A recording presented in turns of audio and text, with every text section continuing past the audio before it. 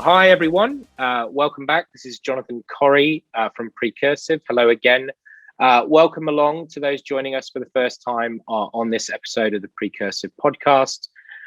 For those rejoining or coming back, hello again.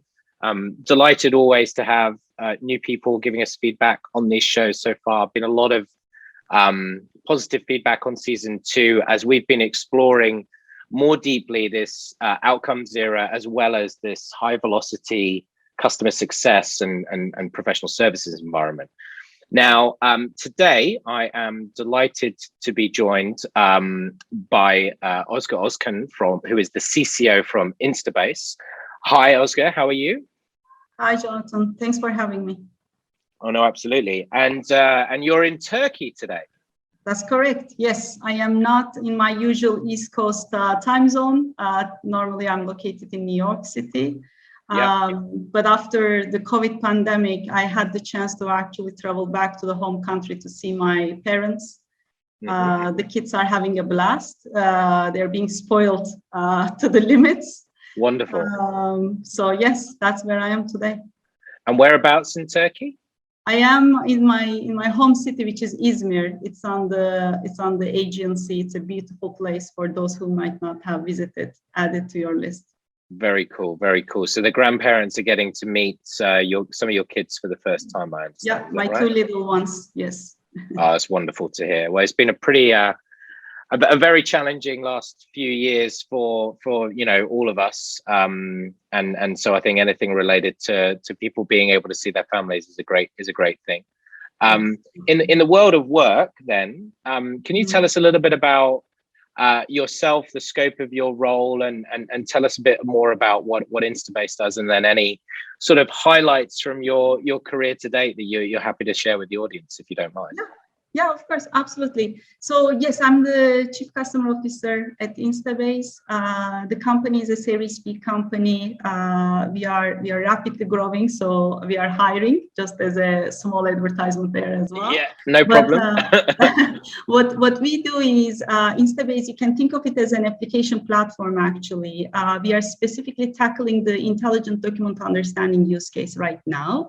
But that's not our limit of our platform. If you actually ask our CEO and founder, we are building the app store for the enterprise business out there. We would like to bring the smooth, seamless experience that we all have been having in our consumer lives with our, phones to the enterprises, which is unfortunately has been or is still a little bit clunky compared to our consumer lives.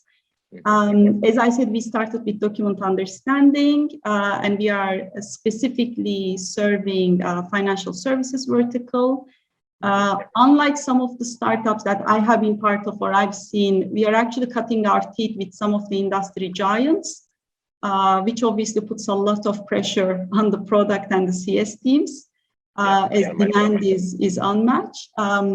And then, in my specific role, I'm building out all of our CS teams. So that ranges from customer success management, technical account management, to professional services, to support, proactive support, technical education, and technical documentation.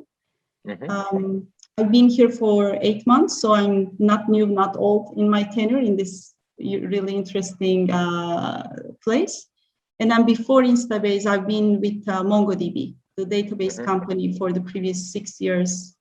Similar journey. I joined them when it was around 100, 150 people, and built teams both on the CS side and a little bit on the pre-sales side, which was an interesting combo. Yeah, and a well-known business, I think, MongoDB, from a culture perspective and how they would drive things forward, right? There was a lot of rigor around process and culture and capability in that business. Absolutely. So, have been an amazing 6 years of learning and building. Absolutely.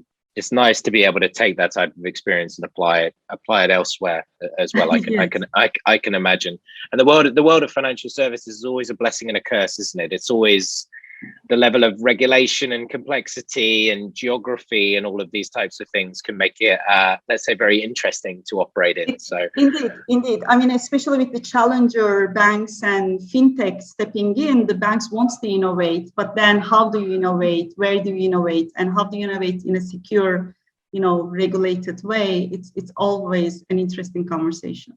Yeah, no, absolutely. We work with a number of fintech businesses like Go Cardless and Tink and Currency Cloud. Those two just got bought by Visa. So yeah, it's an exciting space and a lot of change going on in it.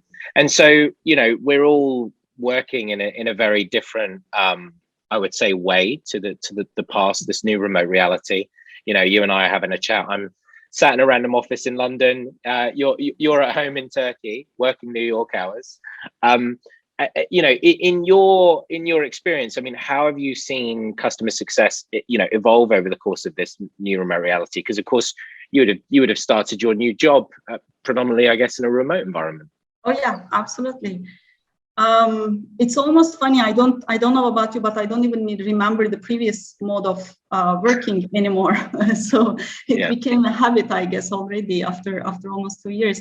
But I've seen one great thing that happened to CS and then one big challenge that got CS pressured, right? I think the great thing that happened is CS was gaining popularity in the last decade because I think it was known that it's much more efficient to expand your existing customer. You need them to be a reference for your pipeline generation. You want them to give you feedback for your product innovation. Like those things were all known. And they were, I've been in multiple board meetings and executive meetings where the heads know that yes is very important. But I think with the pandemic hit, it became a not just a logical or in our head reality. I think we felt it in our guts and hearts as well. I think the pandemic sent a shock to the system, and protecting or expanding the customer footprint became the lifeline all of a sudden. And therefore the eyes and the pressure turned to CS, because that is typically the organization where you would keep your customers happy, keep them engaged, keep them actually interested in renewing or buying more. So blessing and a curse, I guess, but that has been a great opportunity for CS. I think the recruiting went off the roof in the CS world in the last 2 years as well. The pressure that I have seen on CS very day to day is the communication and operational pressure. CS is typically, maybe compared to some of the other central departments, is the only function that talks to everyone and every department and everyone in your company. So all of a sudden, the calendars got exploded with Zoom calls. Sales wanted to talk to CS, product wanted to talk to CS, marketing wanted to talk to CS, CS wanted to talk to them. So I've seen that, and it didn't get resolved, I think, fully, but I think we walked into a new rhythm for the last 9 to 10 months, I would say. But lots of innovation in communication and processes got accelerated because of that pressure. Yeah, I mean, yeah, this whole retention is the new growth piece. Correct. Like it's interesting is you talk about that. Yeah, the eyes of the board or the executives or the investors, right? Like they would have perhaps their eyes would have paid it lip service if that was a phrase in the past, but now their eyes are very, very focused on it. So that's it's an interesting analogy. The pressure, it's interesting you mentioned like that pressure piece. So you see this dual pressure, the pressure from customers, but then you've also highlighted something that I've not actually heard brought up before on a previous conversation, which is this internal pressure. Everyone wants a piece of the CSM, right? And that's quite challenging because I would imagine that's it's quite a young person's profession, right? So there's a lot of pressure and responsibility. Yeah, exactly. And then there is the dynamic of that personality that you typically see in the young CS community, right? Which is I'm going to date myself here, but they grow up with instant gratification of the social media, getting an answer quickly back and forth. And in companies, the processes were not optimized for that, right? You submit a support ticket, there is an SLA, you get an answer, you need to remind someone, like all those things got thrown out of the window.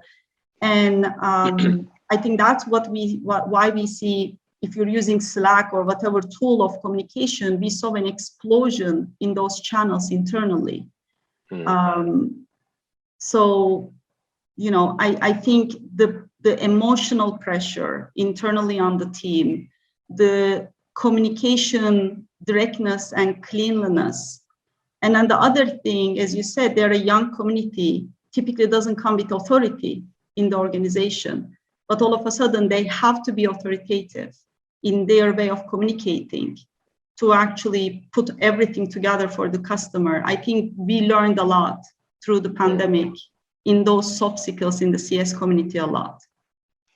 So we're asking a lot of these people, and you say it's moved on a bit, so you're observing a little bit more of a maturity of working in this way. Yeah. Which areas do you feel are continuing to be more challenging to deal with?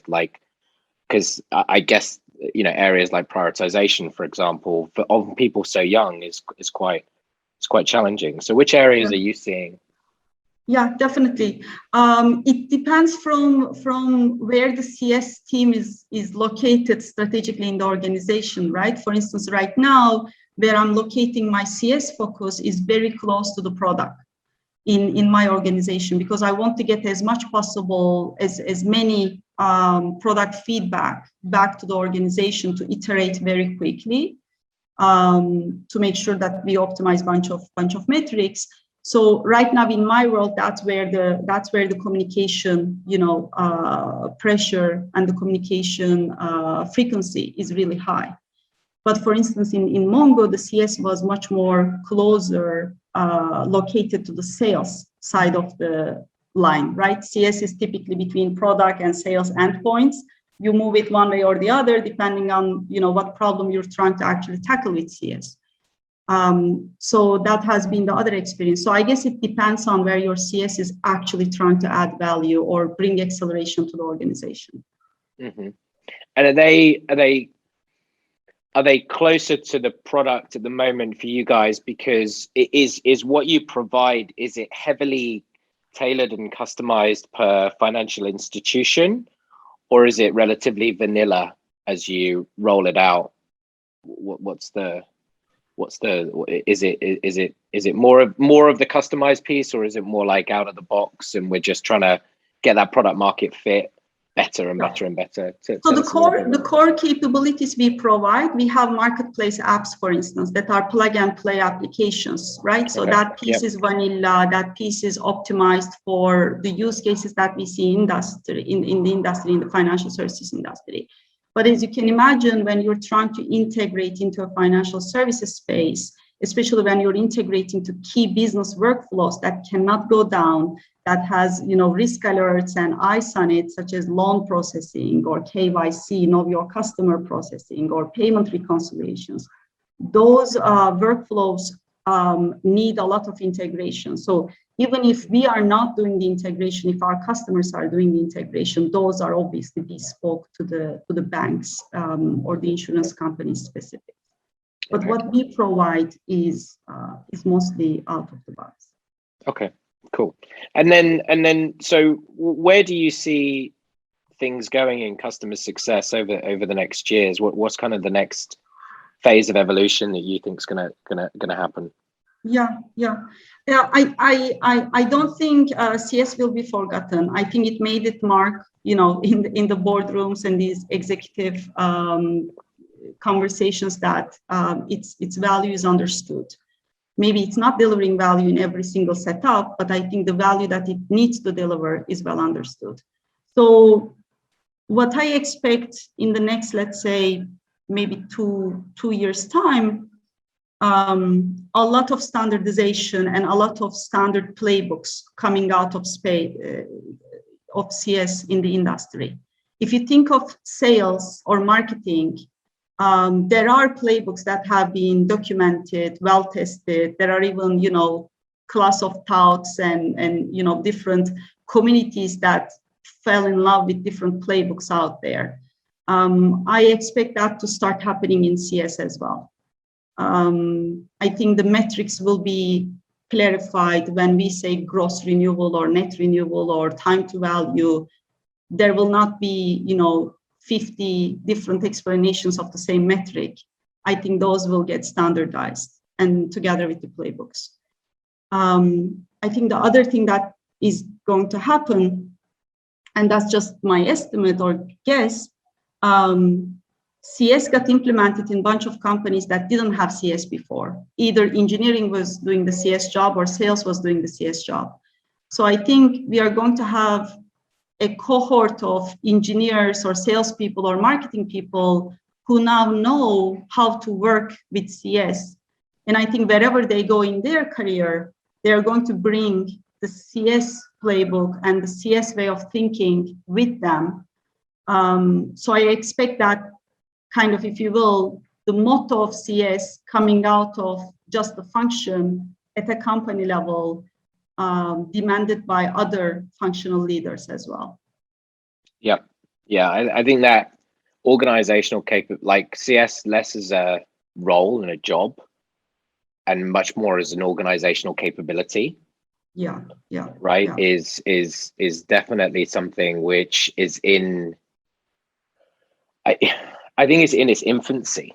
Like, I think there's a lot of talk about it, but I think it's in its infancy, because I've had conversations with people running customer success organizations in a number of enterprise companies, and it really is just rebadged account management. That's like correct. when you actually get onto it. Yeah, or renewables team or support team, if it is a easy to support product. You're absolutely right. I think in established organizations, just like any other change management, that's not going to happen very fast. What I expect is in the new organizations that's forming, or the new leadership that's maybe coming to turn around the organizations, this CS question will be asked. And sometimes I talk to, new startup founders or new CEOs, and they ask, like, how should I set up CS function? And typically I tell them, you don't need to set up a CS function actually in the beginning. You are the CS person in the beginning, right? You are responsible to make sure that your customer feedback comes back to your organization. You need to make sure that, your customer value is being thought about. You need to make sure that you are making sales and product and marketing talk together and work together. So it's less about hiring someone to run the function. It's more about, are we actually thinking and talking about CS in our exec meetings, right? Yeah. At that level. Yeah, I mean, I think smaller companies are forced to be better at it. Mm-hmm. because it's there's less room for failure. We're finding a lot that actually, a huge shout out to my customer success team. We're finding companies, some businesses that are doing certainly north of 50 million ARR, hundreds of million ARR, asking us for our documentation that they've seen in sales. So they're like, oh, we want to steal that. And we're like, great, yeah, take it.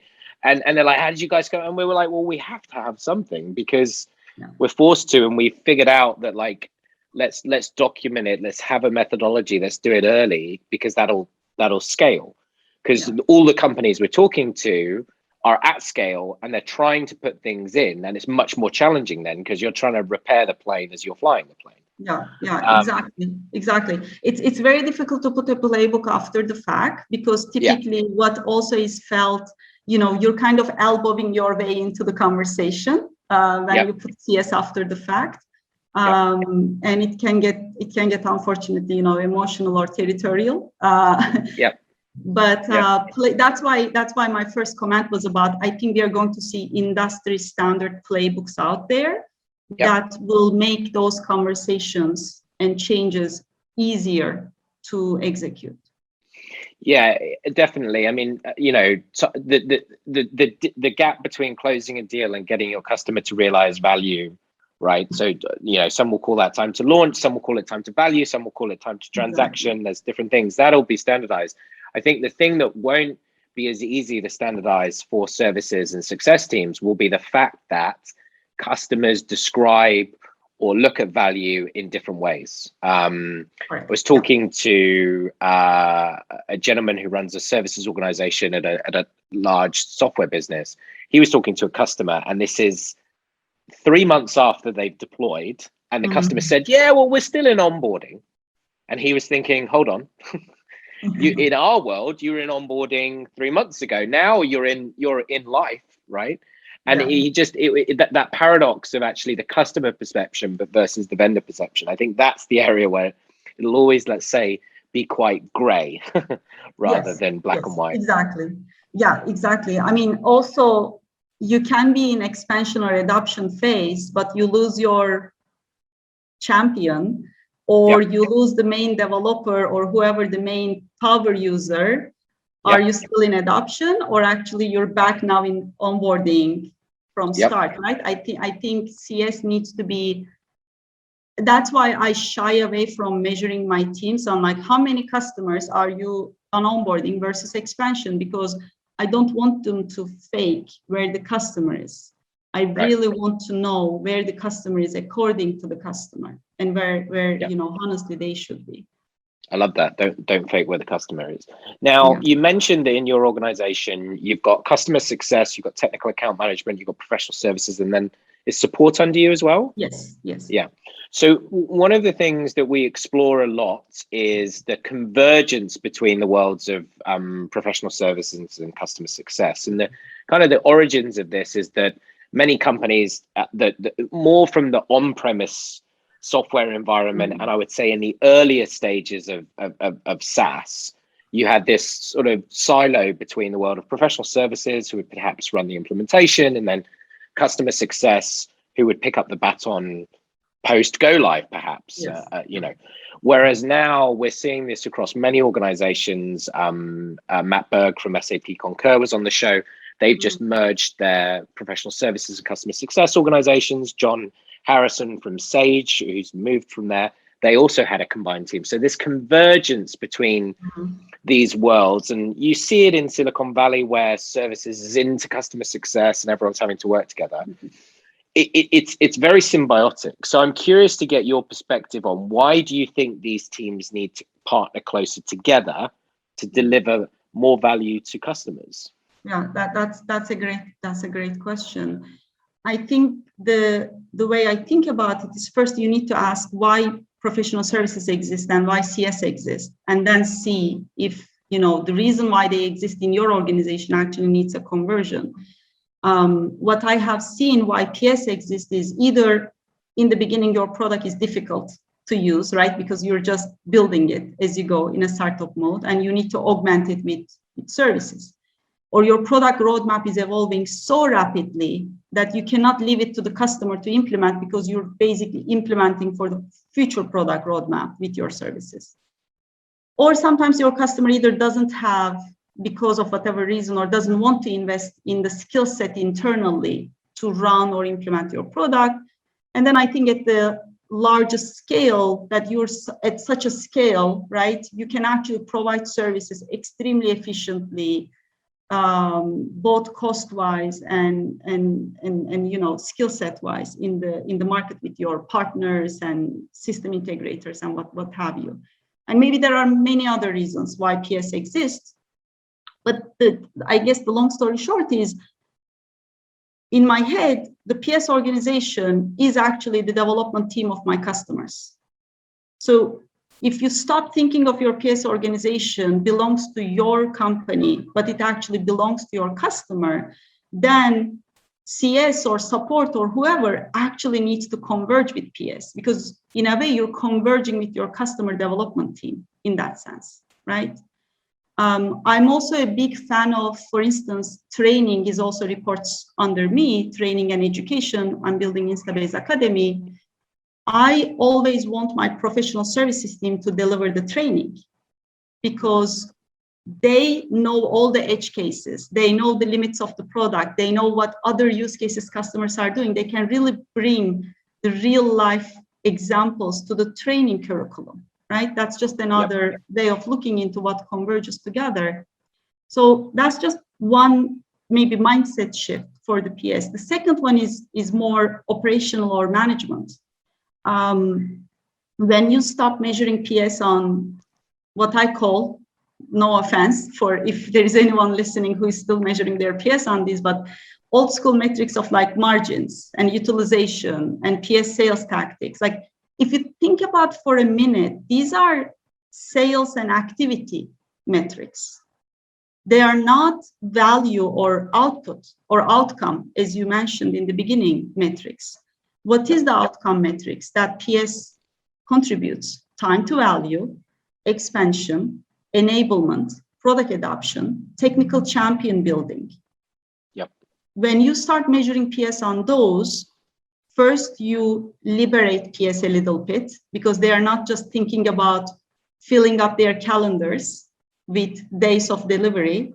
They're thinking differently and they're communicating differently, right? They're coming back to their CSMs and saying, hey, I talked to this guy who was a developer. He actually asked me about this competitor. Check in on that if that's a threat in the account. All of a sudden, the conversation starts becoming very strategic rather than we sold 10 days of PS, we delivered 8 days, we have 2 days on the book. Like it just moves on to a very value-driven stage.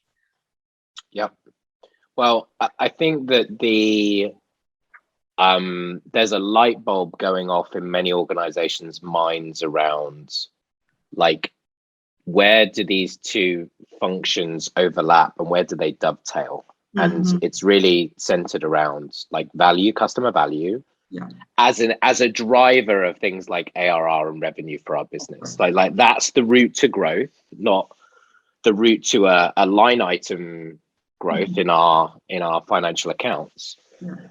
I think though that there is something you talked about utilization, right? And I think that there's this, whilst there's these the way that people need to think, there's also this mindset shift around how, if we're going to drive better productivity and better outputs from this team, then we have to either think about a different way to brand these metrics. So like utilization, for example, it's I think it was the 50s or the 60s where it was invented as like a metric and it's still being used. Whereas if you start to talk, so if you talk about utilization, it immediately is very inwardly focused. And you're like, what does the customer get out of that, right? Whereas if you use the word capacity, right, then you're talking about our delivery to deliver output for our clients, and it just reframes the thinking around it. And I think it's just as customer success, I think, has been at the forefront of some might say rebranding elements of account management and support into something different. Services has to rebrand itself to go on that same journey, because a lot of that will shift the mindset. Do you see where I'm coming from there? I love the capacity rebranding, and then capacity to achieve what, right? Capacity for what? I mean, at the core of it, again, I'm sure my head of solution engineering will be listening to this. PS and support functions exist because there is something in the customer experience or the product experience, there is a friction. And you're trying to solve it with PS and support, right? If there was a absolutely fantastic product and fantastic experience, which doesn't exist because as humans we are not, that standard. But let's assume for a minute that exists, you wouldn't need PS and support, right? So I think at the core of it, what you need to constantly think is not how many headcount can I add to my teams, is how am I using my current people to actually reduce the friction every time I deliver an engagement or I close a ticket? Am I really solving the friction that required me to deliver an engagement and deliver a ticket resolution to the customer? I think if that mindset is in place, then you're actually building a much better, smooth customer experience. And to what I just mentioned, on our phones, we are having fantastic experiences with the apps, but for some reason, enterprise software didn't make it to that new paradigm. Right. And I think that's a little bit, we created these functions and we just want to keep those functions going, but we are never actually questioning the root cause of why these functions exist in the first place. Okay, well, every function has a set of data points or KPIs. We often talk about the metrics that matter, right? Because they're trying to make decisions based off of those things, right? Yeah. So what do you see as some of the metrics that matter for success and services teams in this more modern world? What do you really focus on? Yeah. I would even add support to that, because I think those trio needs to work together and communicate very well. But I obviously like to measure my teams on leading indicators and value-based metrics, just as a principle. I let my functional leaders to have other metrics just because they have to operationally, accelerate and measure progress. So my go-to list is typically time to value and then an adoption metric. Time to value is well known, right? And you mentioned a little bit time to value according to who. So getting details on that will be very important to implement. But typically it is you paid, your contract value to me. I need to implement the product for you, and you need to see that first return on investment. It's not about usage. It's not consumption. It sometimes gets mixed with that. It's really that return on investment that the customer feels. So if your time to value is taking a little bit long time, but you're actually stopping the clock with a return on investment, I'm okay with that. Because sometimes, driving down the first credit in your product might not be the value point for your customer. So again, being thoughtful, being intentional, always thinking about what the customer is actually thinking about my metric is important.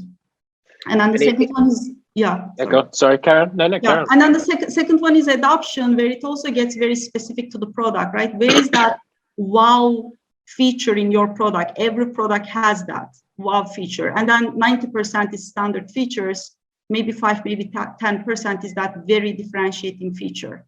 And when you implement it, you either, really surprised and your adrenaline went up as a customer, you get excited when you see that feature, or it integrated so well that it became very seamless in your platform. Product, behaves differently. Whenever you find those feature set, driving adoption towards that is really important.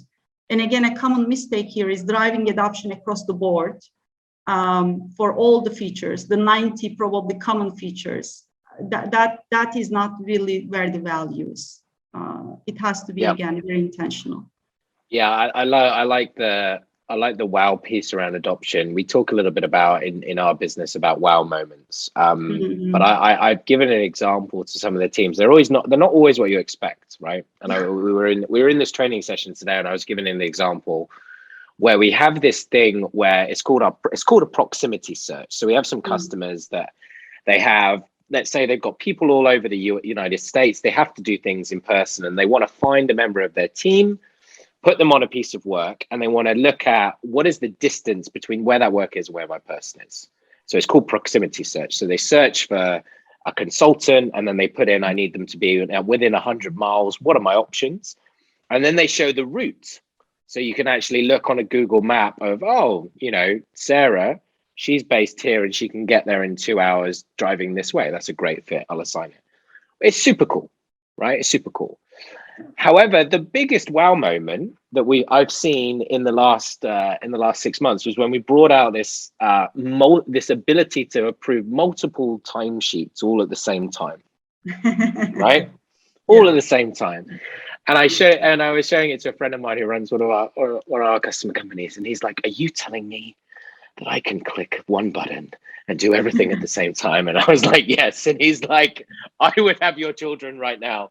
And it was incredible just to see, like, it's actually, like you said, it's those friction moments. You were talking about it earlier about like the role of services, like really solving those painful elements. That is really interesting.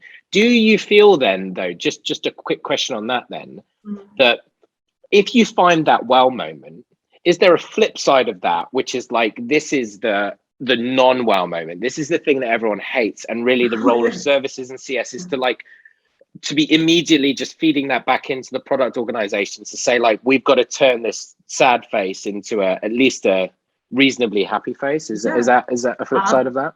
Absolutely. This is why CS and product have a love and hate relationship together, right? Right. Absolutely. So for instance, when I started MongoDB, it was an on-prem product. Then it went to a little bit managed services, then it went to SaaS. In Instabase, I'm going through the same journey. When you think about that, what is not in your control when you deploy your product is infrastructure, right?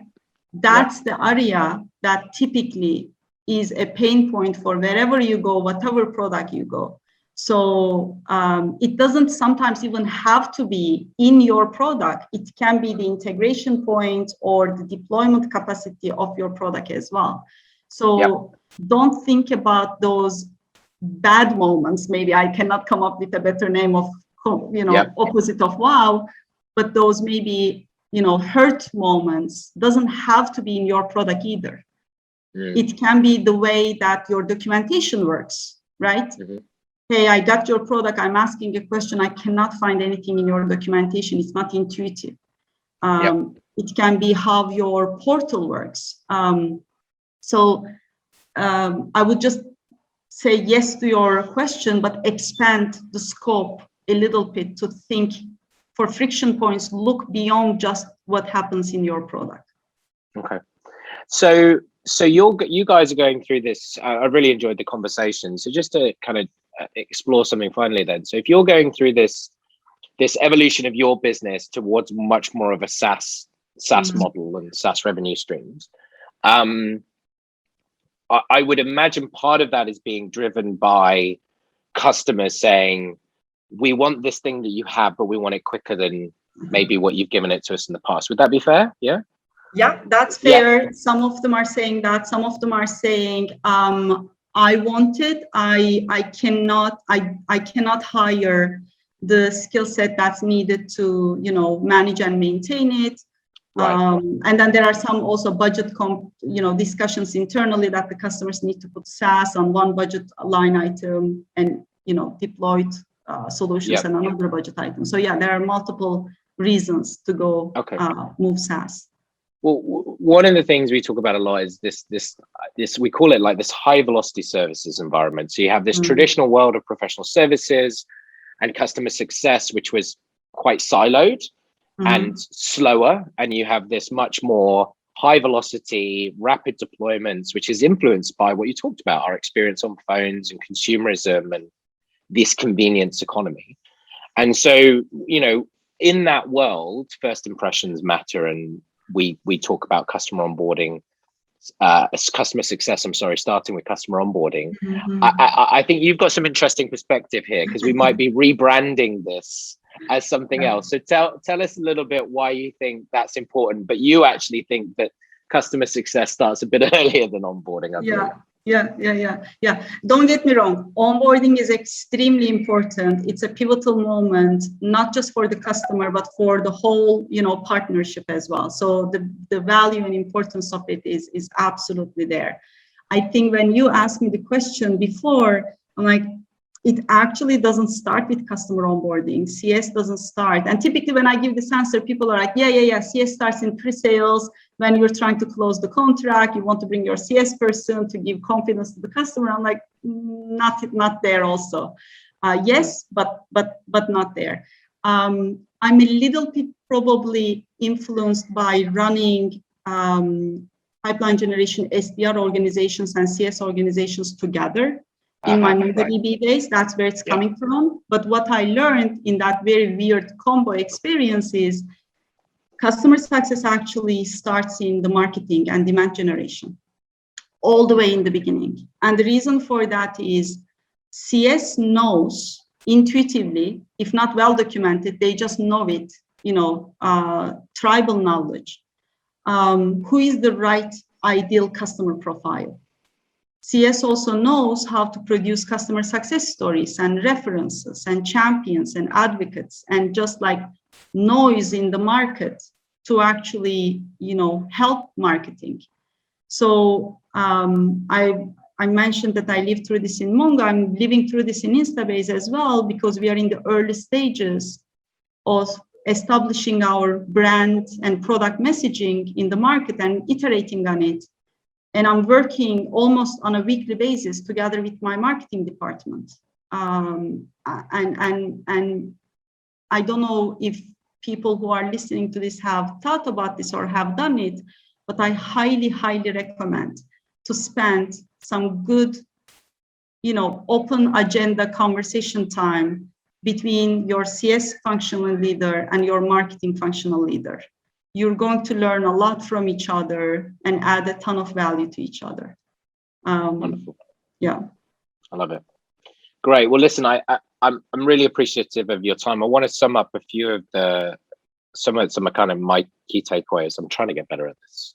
A lot of people keep saying you got to do some sort of summary. You just do like a mic drop at the end of these shows. It's because I'm not a professional at all at it. But I think there's a few things. One is that I try to keep it simple. Like, customer success is one of the key prioritization points and organizational capabilities, or capabilities the CS needs to have, is around prioritization. Couldn't agree more. I also think that the point that you make around, like, your customer may not have those skills internally and may not want to have them, and therefore services has a role. Think of your services organization as actually your customer, because they're going to be almost embedded in a way in your customer organization. Yeah. is a very good way of reframing the perception of that team, and how you should work with them internally, right? Which I thought was great. And I'm always a big fan of anyone who disses old school PS metrics, like utilization and margin. And I think just my comment there would be, it's not that these things are unimportant, right? If you're losing lots of money on your delivery, of course it's going to get noticed and talked about. But I think it's not an outside in view of the world. And therefore, if you're talking to your customer about how customer centric you are and how much value you want to deliver to them, and then they were to ask you, well, how are you measured? And you say on utilization and margin, they would be, looking at you with a bit of a sad face. So I thought that was great as well. So thank you ever so much for taking the time to join us, and thanks for all of you tuning in. You can get more content obviously via our Precursive podcast on Spotify, Apple, and Google. We talked a lot about the changing world of services. You can download the Traditional Services is Dead white paper. If you haven't done so already, Ozge, I'd highly recommend it. Which has got yeah, it's good. It's got contributions from John Harrison, from Alex Farmer, and from some folks over at Infosys, which was great. And of course, you can subscribe online to our podcasts and give us a rating and tell all your friends, CS and services families. So thank you ever so much, Ozge. I hope you enjoyed it. Yes, absolutely. Some great questions, and you got me thinking. I think I need to go back to my team and ask them some questions too. Good. I love it. Good. This guy that I chatted to, well, is prompting it. Good to hear. And is it nearly wine o'clock in Turkey, or are you? No, it is 7 p.m. So I have around another 4 or 5 hours to go. Oh, because you're working New York time. Okay. Well, listen, have a lovely rest of the time in Turkey, and thank you ever so much for joining the show. Appreciate it. Have a great day. Bye.